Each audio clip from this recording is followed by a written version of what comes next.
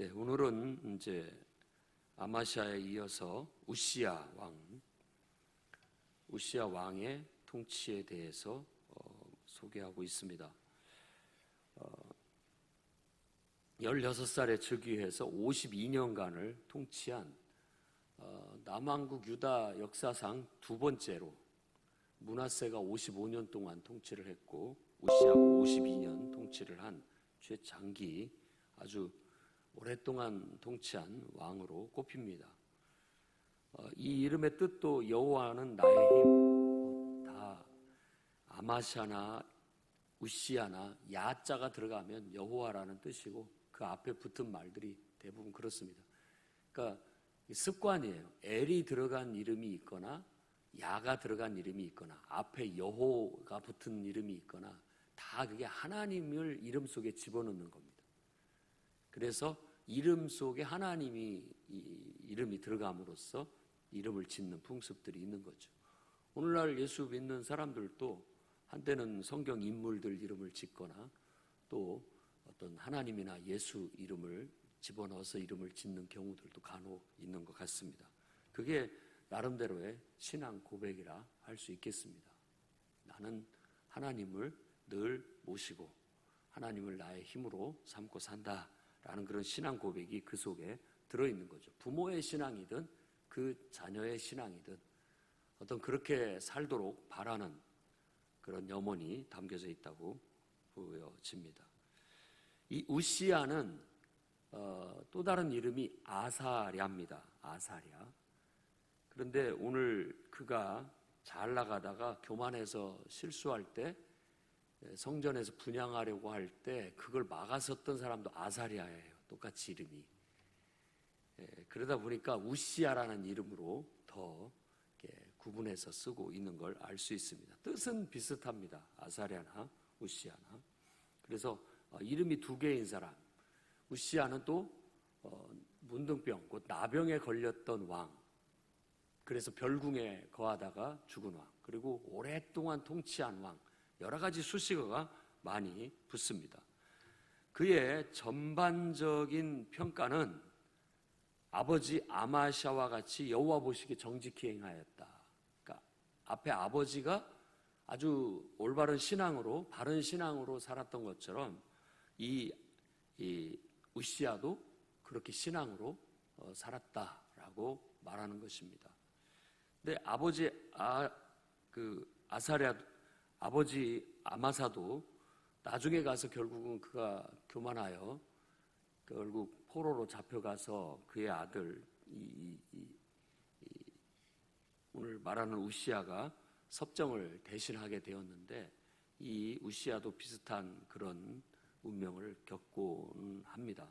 그런데 아마샤에 대한 평가도 여호와 보시기에 정직히 행하였다고 전반적으로 보는 것은 그가 범죄했을 때 즉각적으로 보응이 일어나서 포로로 끌려가다 보니까 더 큰 죄를 짓지 않게 되는 어떤 그런 결과를 가져오게 되는 겁니다. 나중에 므낫세도 바벨론으로 아예 포로로 끌려갔다가 돌아와가지고는 정신 차리고 신앙생활을 똑바로 합니다. 최고로 악한 왕이 므낫세로 보는데 그 왕도 그렇게 되는 결과를 가져옵니다. 그러고 보면 하나님의 징계나 심판이라는 게 꼭 나쁜 것만은 아닙니다. 어떻게 보면 이 전체를 보호하기 위해서 혹은 공동체를 보호하기 위해서 악을 빨리 처리를 하는 것이 그나마 더 오래 보존할 수 있고 유지할 수 있는 하나의 결과가 되기 때문에 그건 아프지만, 그건 받아들이기 참 힘든 일이지만, 그래도 하나님의 징계나 이런 것들이 오히려 더 큰 틀에서 보면 그것도 우리를 위한 것이다라는 걸 알 수 있습니다. 5절 말씀에 그에 대한 평가는 하나님의 묵시를 밝히 하는 스가랴가 사는 날 동안에 하나님을 찾았고, 그가 여호와를 찾는 동안에 하나님께서 형통하게 하셨다. 이게 이 역대기에서, 오늘 성경에서 하고자 하는 말입니다. 하나님의 묵시를 밝히 하는 스가랴, 그가 늘 옆에서 그를 이끌어 줬을 때 아마 우시야는 이 스가랴를 굉장히 존경하고 따르면서 그가 왕 역할을 잘 했던 것으로 보여집니다.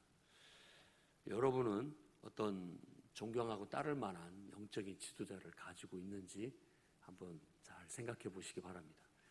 이것을 성경의 관점에서 봤을 때 목양관계, 생명의 관계라고 말할 수 있다는 겁니다. 어찌됐든 목양관계가 건강하면 이와 같이 됩니다. 스가랴를 통해서 그가 온전히 설 수 있었고, 또 그가 시키는 대로 혹은 또 그의 가르침대로 실천했더니 하나님 형통하게 하셨다. 이런 걸 생명의 관계라고 얘기를 하는 거예요. 그런데 이 목양관계가 부실해지거나 흔들리게 되면 이런 것들이 약화되어져서 나에게도 득이 되지 못하는 것입니다.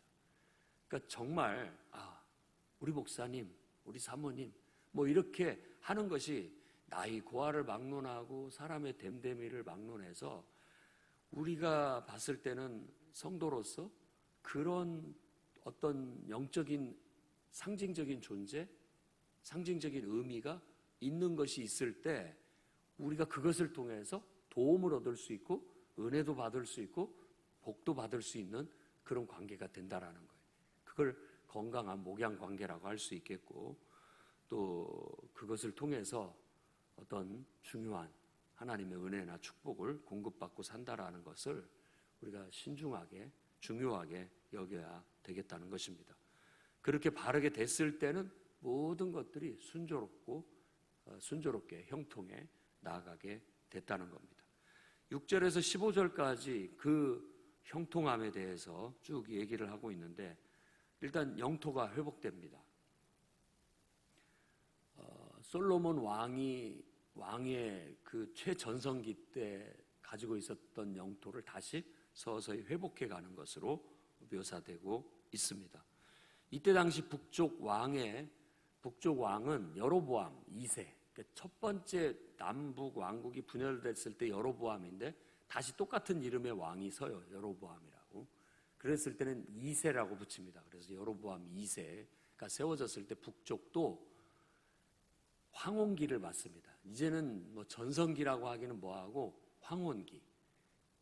곧 나라가 언젠가는 망하게 될 건데 망하기 직전에 한번 반짝 빛을 발휘하는 때가 바로 이 우시야 왕하고 그리고 북쪽의 여로보암 왕 때예요. 솔로몬 시대 때의 영역들을 대부분 다시 회복하게 되고 국방을 강화시키고 또 어떤 막 신무기들을 개발해가지고 아주 튼튼하게 하고, 그 다음에 외교나 건축 이런 일들이 아주 성행해서 널리 애굽에까지 그 명성이 떨쳐지게 됐다. 이 명성이 널리 떨쳐지게 됐다는 건 다윗이나 솔로몬 왕 때의 묘사입니다. 그만큼 그가 형통함을 얻게 되었다라는 거예요. 그리고 이 우시야에게 또다시 하나의 또 형용사가 붙을 수 있는 게 뭐냐면 농사를 좋아하는 왕이었다고 유일하게 나옵니다. 농사를 좋아하는 왕. 그러니까 바로 이 농사 짓는 것에도 관심을 가져서 그 관계 시설이라든지 물이라든지 뭐 이런 것들을 정비한 왕으로 꼽힙니다. 그러니까 모든 면에 있어서 그가 진짜 스가랴 영적인 지도자의 인도를 잘 받아가지고 충실하게 했을 때 이와 같이 다방면에서 능력을 발휘하고 형통했음을 알 수 있습니다. 여러분들도 한 인간으로 하나님이 이 땅에 우리를 태어나게 하셨을 때는 하나님께서 여러분에게 두신 뜻과 목적이 다 있습니다. 각자 그 나름대로의 그 목적과 뜻을 발견하고 그걸 사명으로 생각하고 그 사명을 감당해 나갈 때 정말 이런 목양관계가 잘 이루어져서 마음껏 여러분들의 능력을 발휘하면서 떨치며 살 수 있는 그런 인생들이 다 될 수 있기를 바랍니다. 이제 16절에서 23절에 마지막 절까지는 우시야의 교만에 대해서 말하고 있습니다. 시작은 그가 강성하게 되매 이렇게 시작이 됩니다. 그러자 악행을 저지르는데 여호와께 범죄하게 되었고 성전에서 향단에 자기가 분향하려고 했다라고 생각이 듭니다. 그러니까 스가랴라는 영적인 지도자를 굉장히 존경하고 그를 본받으려고 하고 따르려고 했던 것이 강했던 것 같아요. 근데 그가 죽고 나서는 마치 그가 이제 스가랴가 된 것처럼 아마 행동하려고 한 것이 아닌가 하는 생각이 들어요. 그러니까 우리는 좌로도 치우치지 말아야 되고 우로도 치우치지 말아야 되겠는데 이게 지금 우로 치우치는 겁니다. 우시아의 신앙이 너무나 좋아서 어떻게 보면 막 지나친 열심을 갖고 마치 자기가 스가랴 선지자처럼 제사장처럼 어떤 그것이 된 것처럼 스스로 착각하고 이래가지고 그 막 자기도 분양하겠다라는 식으로 고집을 피니까 제사장 아사랴와 80여 명의 제사장들이 그 길을 저지하고 막아섭니다. 이렇게 하시면 안 됩니다 라고 막아섰고, 이것이 결국은 하나님의 법을 어기는 거고 하나님께 도전하는 것밖에 안 된다라고 그렇게 했는데도 불구하고 화를 내면서 내가 왜 못하느냐 뭐 이런 식으로 화를 내면서 그가 분양하려고 했을 때 이마에 나병이 발하게 됐다라는 겁니다. 이 나병이 오늘날 뭐 한센병 같은 병이라고도 볼 수 있겠지만 악성 피부염으로서 전염성이 있는 독종이라고 말할 수 있습니다.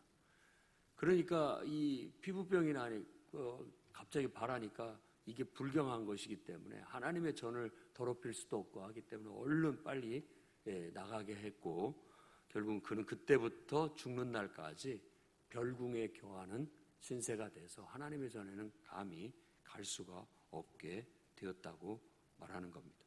그래서 별궁에 거하는 동안에 그도 아버지를 섭정했던 것처럼 아들 요담이 그의 왕의 할 일을 대신하게 되는 섭정을 하게 된다는 겁니다.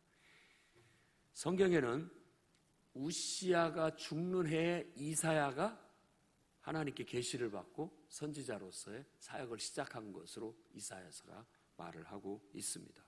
그래서 이사야 선지자가 이 우시아 왕이 별궁에 거하면서 죽는 날 선지자로 부름을 받고 요담, 아하스, 히스기야 4대에 걸쳐서 활동을 하고 므낫세 때에 순교당한 것으로 그렇게 전해집니다. 므낫세 왕에 의해서 톱으로 켬을 당했다라는 그 히브리서에서의 이야기가, 히브리서 11장의 이야기가 바로 이 이사야를 두고 얘기하는 겁니다. 톱으로 켬을 당해서 죽임을 당했다고 므낫세에 의해서 그렇게 말해집니다. 아주 구약 성경에서 제일 어떤 큰 선지자라고 한다면 이사야입니다. 단연. 이사야서는 아주 깊이가 있고 구약 속의 신약 성경이에요. 거의 신약 성경의 핵심 주제들과 내용들을 다 다루고 있고 이사야서가 66장으로 되어 있습니다. 성경도 66권이고요. 또 그런 의미도 새겨볼 수가 있는 거죠. 이때 하나님께서 이사야 선지자를 이렇게 세우셨다는 겁니다. 아무튼 우리가 평생 살아가면서 영적인 교만, 목회자는 목회자다워야 되고 성도는 성도다워야 되고 각자 항상 우리가 서로 지킬 걸 지켜야 되는 겁니다. 지킬 걸 지키는 것인데 목회자는 목회자로서 대우하고 성도는 성도로서 대우를 받는 것, 또 각자의 본분과 역할을 스스로 잘하는 것, 이게 필요합니다. 그래서 모두가 이렇게 돼야 됩니다. 목회자는 스스로가 목회자로서 바로 서려고 늘 노력해야 되는 거예요. 이건 스스로 해야 할 일인 겁니다. 그리고 성도들도 마찬가지예요. 성도로서 정말 온전하게 하나님을 섬기고 교회를 세워나가는 그런 사역에 동참하는 일들을 각자가 맡아서 잘해야 되는 겁니다. 각자가 해야 되는 거예요. 그런데 이게 반대로 되면은 참 나쁜 경우가 생길 수 있다라는 거예요. 목회자는 늘 성도 보고 똑바로 해라고 하고 성도들은 또 목회자한테 똑바로 해라고 하고 이런 것이 제일 나쁜 거라고 저는 생각을 해요. 그렇게 되면은 복을 받을 수가 없어요. 서로 자꾸만 상대만 바라보면서 자기를 돌아보지 않고 상대가 잘하기를 바라는. 그러면 언제까지 그냥 제대로 못하는 걸 지켜봐야 됩니까? 제가 뭐 성경적으로 할 말이 없는 것 같아요. 그냥 하나님을 믿는다면 하나님께 맡기시라고밖에 말할 수 없다라는 것이죠. 각자가 자기 본분을 다하고 역할을 잘해주는 것이 가장 축복된 일입니다. 누가 물론 가끔 가다가 스스로가 항상 우리 눈은 앞을 보기 때문에 뒤를 보지 못하므로 우리 허물들을 잘 모르고 있을 때 조심스럽게 그것을 깨닫게 해주는 역할은 할 수 있겠지만, 도가 넘어선 참견이나 도가 넘어선 어떤 간섭 같은 것은 서로에게 도움이 되지 않는 거라 할 수 있습니다. 그래서 우리들이 영적으로 바로 서고 늘 목양 관계에 그 생명의 관계를 건전하게 잘 유지함으로써 오늘 말씀처럼 우시아가 형통했던 것처럼 우리도 정말 형통해 나가는, 성도들은 각 가정이 늘 하나님의 형통함을 통해서 부해지고, 성도들이 부하고 축복을 받아야 교회도 함께 또 부해지고 축복을 받게 되는 것입니다. 그렇게 하면서 같이 성장해 나가는 그런 이상적인 이 시대에 하나님의 역사를 이뤄 나갈 수 있기를 주의 이름으로 축원합니다.